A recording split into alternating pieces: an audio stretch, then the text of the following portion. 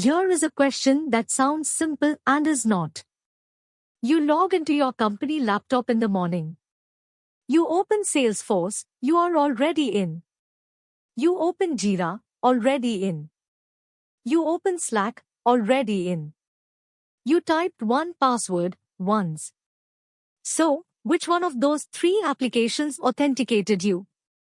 The answer is none of them. And if you can explain what actually happened instead, you understand single sign-on. Now, a warning up front, because this is where interviews go wrong. SSO is not a protocol. There is no SSO spec you can go and read. SSO is a property, an outcome, that you get by wiring an identity provider and several applications together correctly. Today we look at that wiring.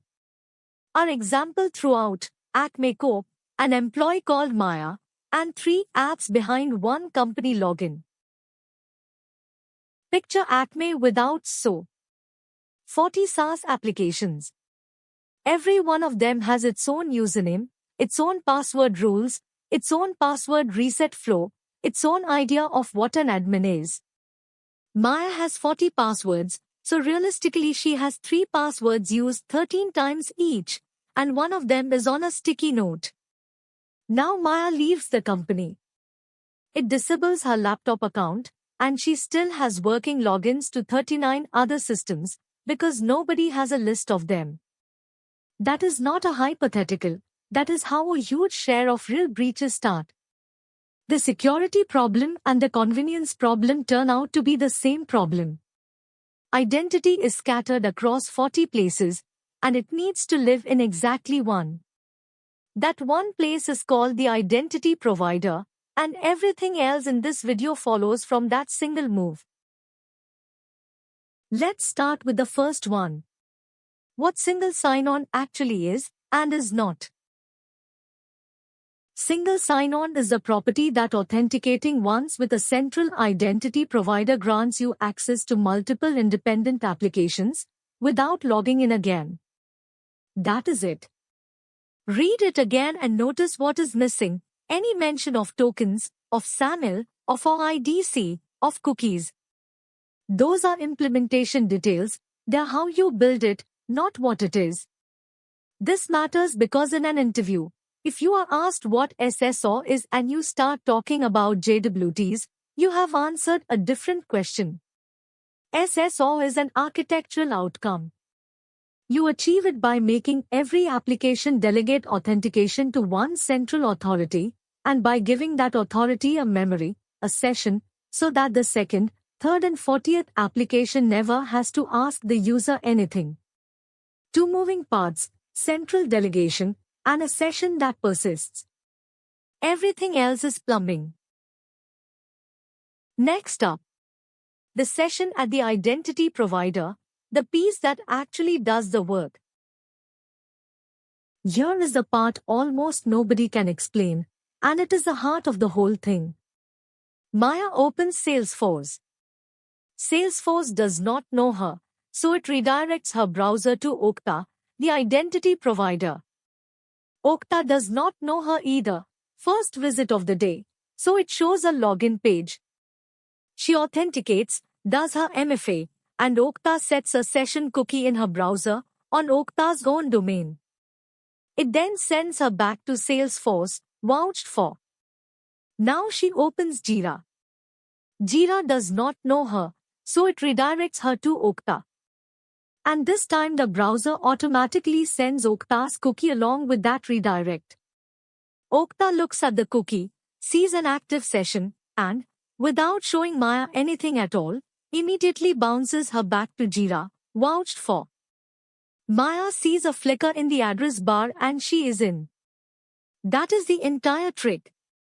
The single sign-on is a session cookie living at the identity provider's domain, and every application taking a round trip through it. The apps are not talking to each other. They never do. They are each independently asking the same question of the same authority, and the authority already knows the answer. Third, the 2 directions a login can start from, and why one of them is dangerous. There are two ways an SSO login begins. Service provider initiated is what we just walked through. Maya goes to Jira directly, maybe from a bookmark, maybe from a link in a ticket. Jira does not know her, and Jira starts the flow by redirecting her out to the IDP. This is the common case and it is the safe one, because the application generated the request and can therefore verify that the response coming back matches a request it actually sent. Identity provider initiated is the other direction. Maya starts at the Okta dashboard, that grid of app tiles, and clicks Jira. Okta constructs an assertion and posts it straight into Jira, unprompted. Jira never sent a request. It just receives a signed statement out of the blue and has to decide whether to trust it. Now, it is convenient, and every enterprise uses it. But because there is no request to correlate against, there is no in-flight value to check. So IDP-initiated flows are structurally more exposed to replay and to certain injection attacks.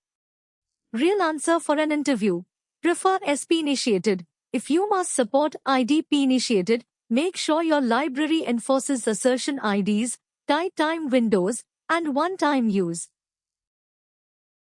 Next one, the two-wire formats, and why the old one refuses to die. The pattern is always the same: redirect, authenticate, come back vouched for.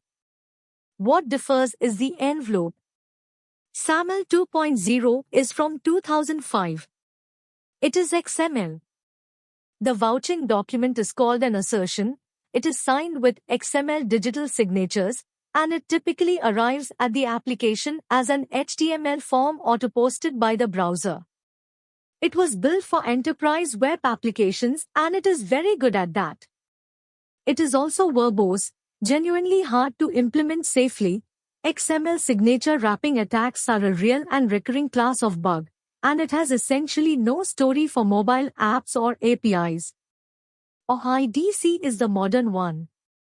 JSON, JWTs, small, mobile-friendly, API-friendly, and much harder to get catastrophically wrong. So why is SAML still everywhere? Because thousands of enterprise applications integrated with it 15 years ago and have no reason to change, and because enterprise identity teams have deep operational muscle memory for it. The practical rule: if you are building something new, use Zoid. If you are selling software to enterprises, you will still be asked to support SAML, and you should just accept that. We're halfway. Number 5. What is actually inside the enterprise SSO envelope? Let us open a SAML assertion, because if you work anywhere with an enterprise customer, you will end up debugging one. It carries an issue, which IDP produced it. A subject with a name ID, which identifies the user. This might be an email or an opaque persistent identifier, and choosing between those is a real design decision. It carries conditions, which include a not before and a not on or after timestamp, a deliberately narrow validity window, often just 5 minutes, and an audience restriction, which names exactly which application this assertion is for. That audience restriction is the SAML equivalent of the OR claim, and it is a thing that stops an assertion minted for one app being replayed at another. Then attribute statements, email, display name, group memberships, department, whatever the IDP is configured to release. And wrapping all of it, an XML digital signature over the assertion, made with the IDP's private key. The application verifies that signature against a certificate it was given in advance. If the signature checks out, the audience matches, and the time window is still open, the app creates its own local session for Maya and lets her in. On to number 6. How the app and the IDP come to trust each other in the first place. None of this works unless the application already trusts the identity provider, and that trust does not appear by magic. It is set up in advance, by humans, And this exchange is what people mean by federation. The IDP publishes metadata, its entity ID, its sign-in URL, and its public signing certificate. The application publishes its entity ID, its assertion consumer service URL, that is the endpoint the assertion gets posted to, and how it wants the user identified. You paste each side into the other. Now the app knows exactly which certificate to verify signatures with, and the IDP knows exactly where it is allowed to send assertions. Two operational consequences you will absolutely meet in real life. First, certificates expire, usually every 1 to 3 years, and when one does, SSO breaks for every user of that app at once, on a random Tuesday, with no warning unless somebody was tracking the date. This is one of the most common enterprise outages there is. Put it in a calendar. Second, never accept an assertion consumer service URL from the incoming request, only from configuration, or you have handed an attacker a way to redirect assertions to a site they control. Number 7. Log out, which is much harder than login, and usually broken. Login is a solved problem. Logout is not. And this is a fantastic interview question because it exposes whether someone has actually run this in production. Remember what SSO produced? Maya now has a session cookie at Okta, plus an independent local session at Salesforce, at Jira, and at Slack. 4 sessions. When she clicks log out in Jira, what should happen? Jira kills its own local session. That is all it can do by itself. Her Okta session is untouched, so if she navigates back to Jira, she gets bounced through Okta. Okta still has a valid cookie, and she is silently logged straight back in. She clicked logout and she is still logged in. Users find this genuinely alarming. The specs do have an answer: SAML single logout, and OIDC front channel and back channel logout. And the idea is that the IDP notifies every application that the session is over. In practice, it is fragile. Front channel logout works by loading a hidden iframe per application, which browsers increasingly block as third-party content. Back channel logout requires every application to implement a logout endpoint correctly, and many simply do not. The honest engineering answer, and the one that will impress an interviewer: keep application sessions short, so the blast radius of a failed logout is measured in minutes, and for anything high stakes, revoke at the source rather than trusting a logout broadcast to arrive.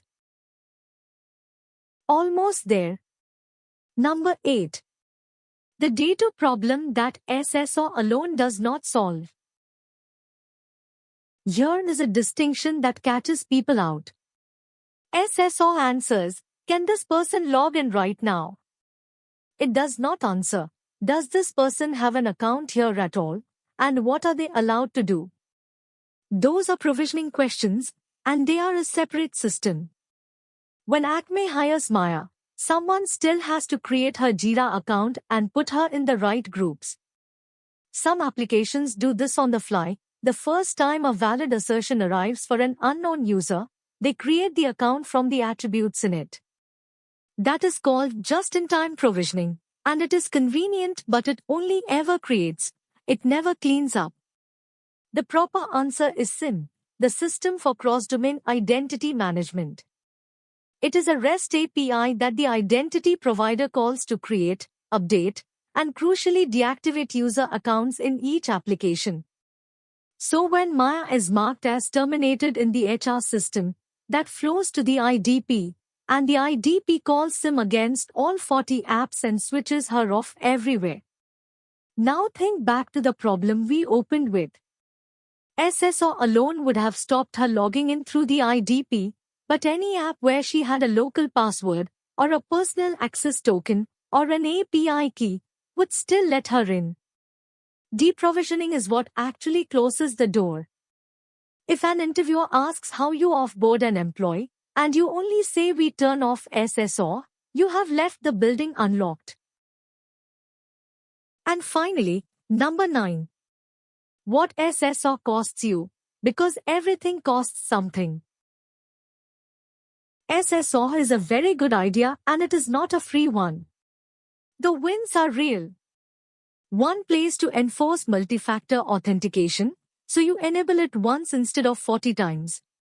One place to apply conditional policy, block logins from unusual countries, require a managed device.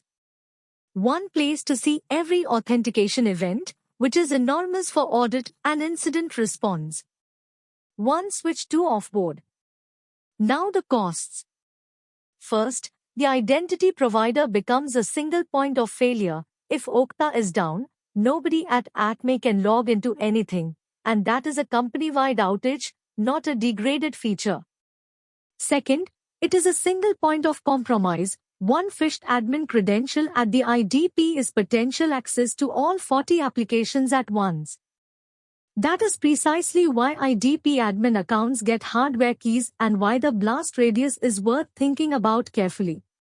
Third, session lifetime becomes a company-wide policy decision. Set it too long and a stolen laptop is an open door. Too short and you have annoyed everyone into finding workarounds. And fourth, SSO is famously expensive. Many SaaS vendors put it behind the enterprise tier, a practice widely and correctly criticized as the SSO tax. So, is it worth it? Almost always yes. But say the word single point of failure out loud in the interview, because that is what they are listening for. Let us put it back together. SSO is not a protocol. It is a property you get when every application delegates authentication to one central identity provider. The magic is a session cookie living at the IDP's domain. The second and 40th app never ask the user anything, because they each take a silent round trip through an authority that already knows her. Login start at the application, service provider initiated, which is the safe direction. The wire format is SAML if you are selling to enterprises, or IDC if you are building something new.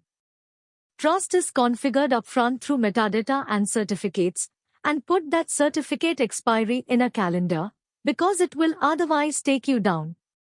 Logout is the hard part and it is usually broken, so keep application sessions short.